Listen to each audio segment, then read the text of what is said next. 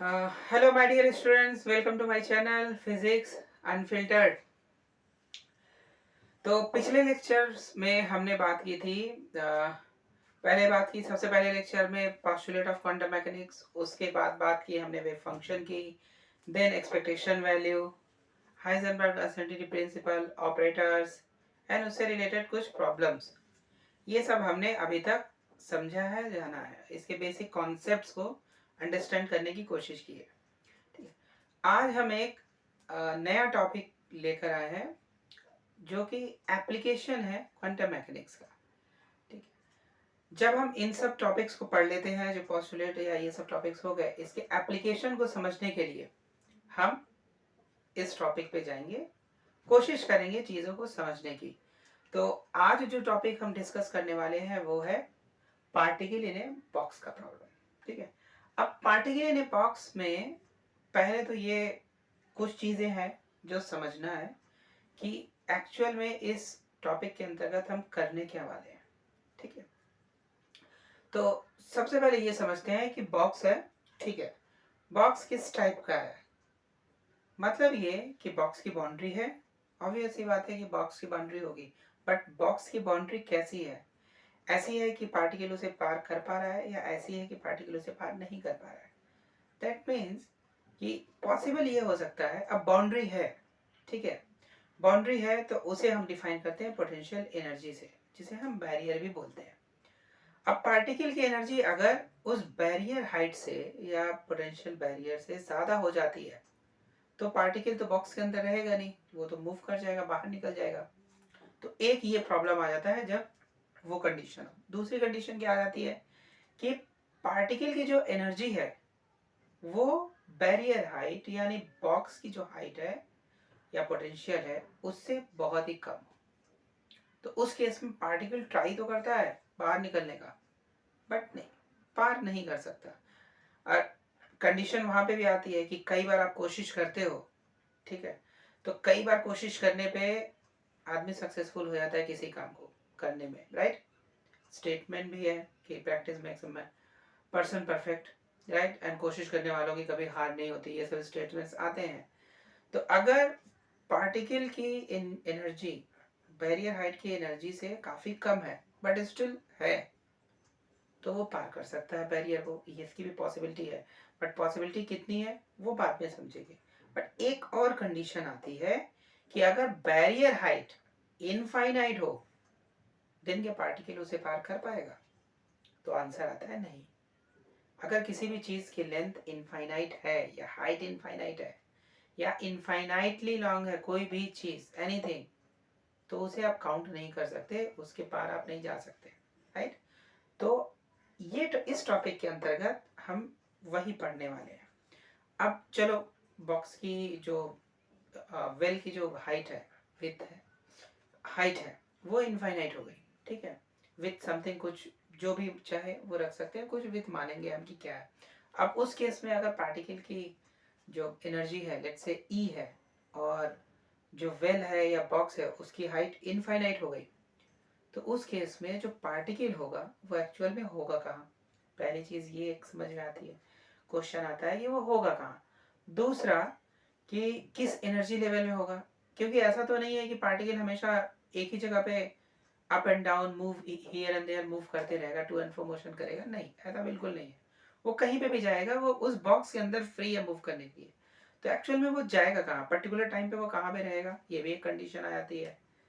ठीक, बट यहाँ पे हम बात करने वाले टाइम इंडिपेंडेंट वेव फंक्शन की, तो वो टाइम पे कोई लेना देना ही नहीं होगा, टाइम का फंक्शन सेपरेट पार्ट हो जाता है। अभी यहाँ पे जो बॉक्स है वो इनफैक्ट दो टाइप के आ जाते हैं। पहले तो धीरे धीरे हम चीज़ों को समझेंगे कि क्या क्या चीज़ें आती हैं। तो बॉक्स आ जाते हैं दो टाइप के। पहला आता है सिमेट्रिक बॉक्स या सिमेट्रिक वेल बोलते हैं उसे। ठीक है, सिमेट्रिक का मतलब आ जाता है कि अगर आप सेंटर डिफाइन कर दीजिए, ठीक है, लेट्स से सेंटर आपने डिफाइन कर दिया, तो सेंटर के दोनों साइड में उसकी जो लेंथ है वो इक्वल होनी चाहिए। That is nothing but a mirror image, जो सिमेट्री ऑपरेशन में, इवन सिमेट्री ऑपरेशन पे हम लोग पढ़ते हैं, सॉलिड स्टेट में ग्रुप थ्योरी में भी पढ़ा जाता है कि सिमेट्री ऑपरेशन होता है। तो सेम टाइप का, अगर एक्सिस के दोनों साइड वैल्यू सेम है, सेम पोजीशन पे एग्जिस्ट कर रहा है, तो उस केस में हम बोलते हैं कि वो सिमेट्रिकल बॉक्स है या सिमेट्री वेल है। दूसरा आता है एसिमेट्रिक। एसिमेट्रिक का मतलब या तो वो प्लस एक्स एक्सिस में होगा या माइनस एक्स एक्सिस में, किसी एक डायरेक्शन में उस बॉक्स की लेंथ होगी या वो एक बॉक्स होगा वहां पे। आपको ड्रॉ करके समझा देता हूँ, समझ में आ जाएगी चीजें। अभी ये एक्स एक्सिस हो गई, ये एक्सिस हो गई, ये बॉक्स हो गई, ठीक है। बॉक्स की एक लेंथ है, लेंथ क्या है, -a/2 से +a/2। तो ये चूंकि एक्सिस के दोनों साइड है तो ये हो गया सिमेट्रिक, ठीक है। अब एसिमेट्रिक में क्या है, ये एक्सिस है वाई एक्सिस, ये एक्स एक्सिस, यहाँ पे लेंथ 0 to a, और तो ये हो जाता है एसिमेट्रिक क्योंकि ये एक ही साइड में है, ठीक है। अब दो टाइप के बॉक्सेस हो गए, सिमेट्रिक और एसिमेट्रिक। तो जो हम डिस्कस करने वाले हैं अभी आज के इस टॉपिक में वो है एसिमेट्रिक व्हील के बारे में या एसिमेट्रिक बॉक्स के बारे में, ठीक है। तो इसको हम फिलहाल अभी रब करते हैं। अब एसिमेट्रिक है, ठीक है। अब इसी क्वेश्चन को हम कई और नामों से भी जानते हैं। यहां पे हम ये बोल रहे हैं कि बॉक्स की जो हाइट है वो इनफाइनाइट है और ये हाइट रिप्रेजेंट करता है पोटेंशियल एनर्जी को। दैट मीन्स वो पोटेंशियल बैरियर हो गई। ये जो दो लाइंस आपको दिख रहे हैं, एक पोजीशन ए पर और एक पोजीशन 0 पर, तो वो हो जाता है हमारा पोटेंशियल बैरियर की हाइट या बाउंड्री बोलेंगे उसे, ठीक। तो ये हो जाता है, तो इस पोजीशन पे जो हाइट है वो इनफाइनाइट है, यानी बैरियर की जो इनफैक्ट बाउंड्री है इस बॉक्स की वो इनफाइनाइट है, ठीक है। अब इनफाइनाइट है तो पार्टिकल की कोई भी वैल्यू हो जाए एनर्जी की, वो उसे क्रॉस नहीं कर पाएगा बिकॉज ऑफ इनफाइनाइट वैल्यू। तो पार्टिकल यहाँ पे कहीं पे है, इन सब पोजीशंस पे है जिसकी एनर्जी पार्टिकल की ई है, हम मान रहे हैं। तो अभी इस केस में एनर्जी ई की वैल्यू वी से बहुत ही कम है, बहुत ही कम है, ठीक है। हमने तो आप यहाँ पे इस तरीके से लिख सकते हैं कि ई की वैल्यू यानी energy of the particle is very very less than the height of the barrier potential या वेल। इसी क्वेश्चन को, इसी टॉपिक को हम अलग अलग नामों से जानते हैं। जैसे अभी हमने लिखा है पार्टिकल इन ए बॉक्स, कुछ किताब में particle in an infinite potential barrier ये लिखा होगा बिकॉज ये इनफाइनाइटली वेल की बात कर रहा है। किसी बुक में ये भी हो सकता है particle in particle in an infinitely potential well. Box हो सकता है, बैरियर पोटेंशियल हो सकता है, वेल हो सकता है या बॉक्स, इनमें से कोई भी चीज अगर आती है तो उसका आंसर यही होगा। ओनली थिंग ये हमें ध्यान रखना है कि जो वेल की या बॉक्स की जो बाउंड्री है वो उसकी हाइट कितनी है, इनफाइनाइट। बस हमें यही ध्यान देना है, इसके अलावा कुछ नहीं ध्यान देना है। टॉपिक कोई भी हो, अगर हाइट इनफाइनाइट है तो इसी तरीके से प्रॉब्लम सॉल्व होगा। ओनली थिंग एसिमेट्रिक, सिमेट्रिक अलग तरीके से सॉल्व होता है, एसिमेट्रिक अलग तरीके से सॉल्व होता है, ठीक है। अभी आते हैं, चलिए इतना तो समझ में आ गया होगा आपको, ठीक है। अब क्वेश्चन में ये आ जाता है कि यहाँ पे बॉक्स के अंदर तो है, ठीक है, बट इसमें 3 टाइप के प्रॉब्लम्स आते हैं, 3 टाइप के। पहला कि बॉक्स 1D बॉक्स, दूसरा 2D बॉक्स और तीसरा 3D बॉक्स। अब क्वेश्चन यहाँ पे ये आ जाता है, ठीक है, कि 1D box, 2D box, 3D box का क्या मतलब है। तो आपको क्लियर करता हूं कि पहले तो ये क्वेश्चन कि बॉक्स कभी 1D तो हो नहीं सकता, राइट। इवन 2D भी नहीं हो सकता है, बॉक्स केवल 3 डायमेंशनल होता है, 2D 1D में नहीं होता, करेक्ट। तो हम 1D की बात क्यों कर रहे हैं, 2D की बात क्यों कर रहे हैं, सीधा सीधा 3D की बात क्यों नहीं कर रहे हैं। तो यहाँ पे कंफ्यूजन ये आ जाता है कि 1D 2D क्यों लिखा है और बॉक्स क्यों लिखा है या वेल क्यों लिखा है। बिकॉज वेल तो 2D होती ही नहीं है, 3D होती है। ठीक है, तो यहाँ पे जो ये 1D 2D 3D लिखा हुआ है वो एक्चुअल में बॉक्स को रिप्रेजेंट नहीं करता, ना ही वेल को रिप्रेजेंट करता है। वो रिप्रेजेंट करता है पार्टिकल की मोशन को, कि पार्टिकल का मोशन किस डायरेक्शन में है। अगर वन डायरेक्शन में है, सिंगल डायरेक्शन में, तो 1D बोलते हैं। अगर टू डायरेक्शन में है तो 2D, और थ्री डायमेंशन है तो 3D। दूसरे टर्म में अगर लीनियर मोशन है तो 1 डायमेंशनल। अगर सर्कुलर मोशन की बात कर रहा है तो वो सर्कुलर मोशन में करेगा, दैट इज वो कुछ surface, not only circular motion, वो 2D में अगर मूव कर रहा है तो वो एरिया कवर कर रहा है, right. And area is nothing but L into B. तो ये स्क्वायर हो जाता है, वो हो जाता है 2 डायमेंशनल। ठीक है, 3D मतलब कोई स्पेस में है, जैसे अभी ये है डस्टर, डस्टर ये स्पेस में है, ठीक है, ये 3 डायमेंशनल में है, तो इसका जो भी मूवमेंट होगा वो स्पेस में होगा, तो ये एक वॉल्यूम कवर करेगा, तो इसीलिए इसको 3D लिखेंगे। तो डिपेंडिंग अपॉन पार्टिकल का मोशन कितने डायरेक्शन में है, उसके हिसाब से हम प्रॉब्लम्स को सॉल्व करते हैं। ऑलराइट, ठीक है, फाइन। तो ये चीज समझ में आई होगी आपको। ठीक है, अभी आते हैं यहाँ पे, धीरे धीरे हम चीजों को समझने की कोशिश कर रहे हैं। आई होप ये चीज समझ में आई होगी। अभी आते हैं एक अलग चीज पे। हम जब इस टॉपिक को डिस्कस करते हैं, ठीक है, बॉक्स के प्रॉब्लम को डिस्कस करते हैं, तो उस केस में हम जो पोटेंशियल एनर्जी होती है पार्टिकल की, उसे हम बॉक्स के अंदर 0 लेते हैं। ठीक है, अब ये कई बार क्वेश्चन पूछा जाता है कि हम बॉक्स के अंदर 0 क्यों ले रहे हैं पोटेंशियल को, क्या कारण है। ठीक, तो उसका कई अलग अलग किताबों में आपको आंसर्स मिल जाएंगे, इवन ऑलमोस्ट हर किताब में आपको आंसर मिल जाएगा। ठीक है, लेकिन एक बहुत ही सिंपल आंसर इसका ये है कि पहला चीज कि पार्टिकल जो है वो यहाँ पे इस इनफाइनाइटली जो बाउंड्री है, इनफाइनाइट हाइट वाली, उसके रेंज में, उसके बीच में पार्टिकल कहीं पे भी मूव कर सकता है, इधर उधर कहीं पे भी मूव कर सकता है। ठीक है, अब मूव कर सकता है तो फ्री है, इनफैक्ट मूव करने के लिए फ्री है, वो इधर जाएगा, इधर जाएगा, इधर जाएगा, कहीं पे भी वो ब्राउनियन मोशन करते रहेगा, राइट। तो जब मोशन करते रहेगा वो, तो इससे एक चीज समझ में आ रही है, कॉन्टिन्यूअस मोशन, करेक्ट। तो जब कॉन्टिन्यूअस मोशन में है तो उसकी पोटेंशियल एनर्जी क्या होगी, 0। पोटेंशियल एनर्जी कहाँ पे आती है, जब कोई बॉडी रेस्ट में हो, राइट। तो अगर कोई बॉडी कॉन्टिन्यूअस मोशन में है तो उसकी जो टोटल एनर्जी होगी that is nothing but it's kinetic energy, correct. तो एक ये कारण है कि हम बॉक्स के अंदर पोटेंशियल एनर्जी को 0 लेते हैं। क्यों, फिर से समझ लेते हैं क्यों। क्योंकि हमारा जो पार्टिकल है वो कॉन्टिन्यूअस मोशन कर रहा है, बिकॉज फ्री है, फ्री पार्टिकल है बॉक्स के अंदर मूव करने के लिए।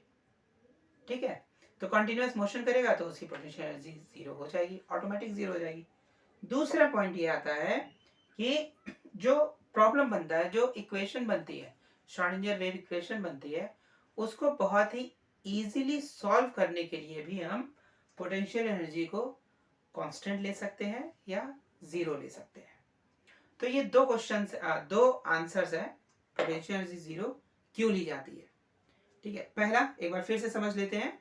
पहला है कि यहाँ पे जो पोटेंशियल एनर्जी 0 क्यों है, क्योंकि पार्टिकल फ्री है कॉन्टिन्यूअस मूव करने के लिए, वो कॉन्टिन्यूअसली मूव करेगा, इधर उधर घूमते रहेगा, रुकेगा नहीं। और पोटेंशियल एनर्जी किसको रिप्रेजेंट करती है, रेस्ट को। अगर कोई पार्टिकल रेस्ट में है तो उसकी पोटेंशियल एनर्जी होगी। ठीक है, और दूसरा V0 क्यों है, बिकॉज हम चाहते हैं कि हमें जो श्रोडिंगर इक्वेशन है उसे सॉल्व करने में प्रॉब्लम ना हो, दिक्कत ना हो, तो उसको इजीली सॉल्व करने के लिए हम पोटेंशियल एनर्जी यहाँ पे 0 ले लेते हैं। ठीक है, फाइन, ओके। चलिए अभी यहाँ पे हम इस प्रॉब्लम को थोड़ा सा मैथमेटिकली समझते हैं, प्रॉब्लम को मैथमेटिकली समझते हैं कि है क्या। तो एक बार फिर से हम बॉक्स बना लेते हैं, ये इनफाइनाइट,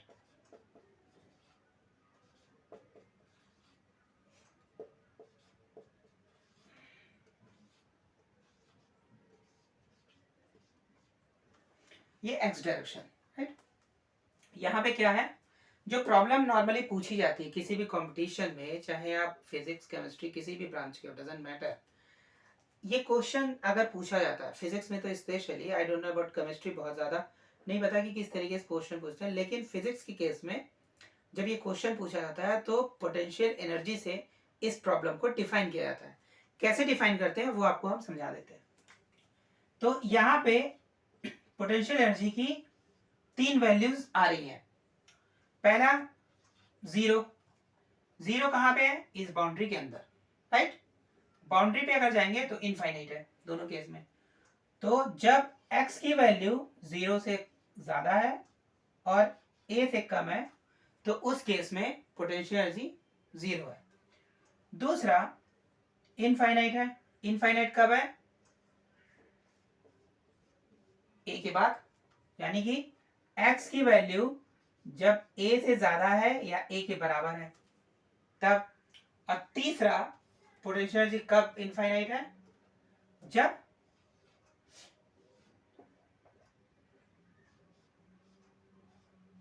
x की वैल्यू जीरो के बराबर है या जीरो से कम है। तो ये तीन कंडीशन आती हैं, ठीक है। ये प्रॉब्लम है पार्टिकल इन ए बॉक्स का। बस ये क्वेश्चन लिख दिया जाएगा, v which is function of x, potential energy, क्योंकि पोटेंशियल एनर्जी पोजीशन का फंक्शन होता है, तो v is equal to infinite for x greater than और equal to a, infinite for x less than or equal to 0, and 0 in between the boundaries, that is 0 to a. If this is the question, then calculate the energy of the particle for their energy levels, let's say nth energy level, as well as the wave function. The wave function. So there are two questions. One to calculate the energy of the particle, and second one is to calculate the wave function of the motion. ये दो questions पूछे जाते हैं। इसके अलावा questions और भी आते हैं। क्या आते हैं, अब पोजीशन दे दिया, ठीक है, पोजीशन इज ऑपरेटर, तो इस बॉक्स के अंदर पोजीशन का एवरेज वैल्यू बताइए या एक्सपेक्टेशन वैल्यू बताइए, मोमेंटम को बताइए। अब पोजीशन मोमेंटम दोनों है तो हाइजेनबर्ग अनसर्टेनिटी प्रिंसिपल बताइए, उसकी वैल्यू कितनी आती है। बहुत सारे क्वेश्चंस बनते हैं इससे, बट केवल ये क्वेश्चन पूछा जाता है। क्वेश्चन कोई भी हो, अगर इस तरीके से रिप्रेजेंट किया गया है तो आप इमीडिएट समझ जाइए कि ये question particle in a box का प्रॉब्लम है, इसके अलावा किसी और का प्रॉब्लम नहीं है। Correct, fine. तो अभी हमने अभी तक क्या समझा है ये पहले एक बार रिवाइज करते हैं। हमने बात की यहाँ पे particle in a box problem की। तो बॉक्स कितने टाइप के होते हैं, तो बॉक्स दो टाइप के होते हैं। कौन कौन से, एक सिमेट्रिक और एक एसिमेट्रिक। सिमेट्रिक का मतलब क्या है, सिमेट्रिक हमने पढ़ा है सॉलिड स्टेट में, ग्रुप थ्योरी में, मैथमेटिक्स में, सब में पढ़ा हुआ है। क्या होता है, एक्सिस के दोनों साइड मिरर इमेज, एक दूसरे का मिरर इमेज, तो सिमेट्रिक बोलते हैं। एसिमेट्रिक क्या है, किसी एक एक्सिस के साइड डिफाइंड हो, ठीक है, एसिमेट्रिक हो गया। हम जो यहाँ पे पढ़ने वाले हैं वो है एसिमेट्रिक वेल या एसिमेट्रिक बॉक्स। अब बॉक्स है तो बॉक्स में जो प्रॉब्लम आती है वो तीन टाइप की आती है, one dimensional, two dimensional, three dimensional. तो वन डायमेंशनल का क्या मतलब है, पार्टिकल किसी एक डायरेक्शन में मूव कर रहा है। यहाँ पे हम बात कर रहे हैं कि पार्टिकल एक्स डायरेक्शन में मूव कर रहा है, maybe particle X and Y दोनों में मूव कर रहा है, तो उस केस में क्या होगा, टू डायमेंशनल का प्रॉब्लम हो गया। एक्स वाई जेड तीनों में कर रहा है तो that will be three dimensional problem, that is 1D 2D 3D। इस तरीके से तीन डिफाइन किए जाते हैं, ठीक है। थर्ड, ये जो टॉपिक लिखा है पार्टिकल इन ए बॉक्स, इसको हम अलग अलग नामों से जानते हैं। क्या है, पार्टिकल इन ए बॉक्स, एक तो ये होगा एसिमेट्रिक वेल हो गई, या एसिमेट्रिक बॉक्स हो गया, या asymmetric infinite well, asymmetric infinitely potential barrier. इस तरीके से प्रॉब्लम्स पूछी जाती है। तो क्वेश्चन कोई भी हो अगर, और क्वेश्चन को रिप्रेजेंट कैसे करते हैं, क्वेश्चन रिप्रेजेंट कर किया जाता है पोटेंशियल एनर्जी के टर्म में। क्वांटम में जब इनिशियली हम कुछ टॉपिक्स डिफाइन कर रहे हैं, प्रॉब्लम सॉल्व करने की कोशिश कर रहे हैं, तो वो प्रॉब्लम्स जो होते हैं वो सिर्फ और सिर्फ पोटेंशियल एनर्जी के फॉर्म में रिप्रेजेंट किए जाते हैं। क्यों, क्योंकि हैमिल्टोनियन के लिए जरूरत क्या है, potential energy and kinetic energy की। ठीक है। H इज इक्वल टू क्या होता है, T प्लस वी। T तो किसी भी पार्टिकल के लिए हमेशा कांस्टेंट है, that is p square upon 2m। जो वेरी करेगा वो v करेगा। तो डिपेंडिंग अपॉन v, यानी पोटेंशियल एनर्जी की वैल्यू कितनी है, उसके आधार पे पूरा का पूरा सोल्यूशन, पूरा का पूरा क्वांटम मैकेनिक्स आता है। सॉल्व करने के लिए अलग अलग टाइप के श्रोडिंगर इक्वेशंस आते हैं, उनको सॉल्व करना होता है। ठीक है, ऑल डन। आपको समझ में आई होंगी चीजें, फाइन, डन। तो आज के लिए बस इतना ही था, आपको ये चीज समझानी थी। अगले लेक्चर में जब हम मिलेंगे तो हम इस प्रॉब्लम को सॉल्व करेंगे, एनर्जी कैलकुलेट करेंगे एंड वेव फंक्शन कैलकुलेट करेंगे for this problem. Till then have a good day and अच्छे से पढ़ाई करते रहिए। और अगर आपने चैनल को सब्सक्राइब नहीं किया तो जल्दी से जल्दी सब्सक्राइब कर लीजिए, बिकॉज ये इकलौता एक चैनल आपको मिलेगा जहां पर आपको क्वांटम मैकेनिक्स के प्रॉब्लम्स सॉल्व किए जाएंगे। केवल कॉन्सेप्ट नहीं आएगा, इसके अलग अलग क्वेश्चंस किस टाइप के बनते हैं वो भी आएगा। हम जैसे ही इस टॉपिक को कवर कंप्लीट करते हैं, उसके बाद इसके ऊपर कितने टाइप के क्वेश्चंस बनते हैं वो सब डिस्कस करेंगे हम लोग यहाँ पे। देन उसके बाद हम आगे के टॉपिक पे मूव करेंगे। ठीक है, तो जल्दी से सब्सक्राइब करिए चैनल को, फ्रेंड्स को बताइए, वीडियो को शेयर करिए, लाइक करिए, कोई डाउट हो कमेंट करिए एंड बेल आइकन प्रेस करना मत भूलिए अगली नोटिफिकेशन के लिए। ठीक है, और तब तक के लिए अच्छे से पढ़ाई करिए and have a good day. Thank you for watching, thank you so much.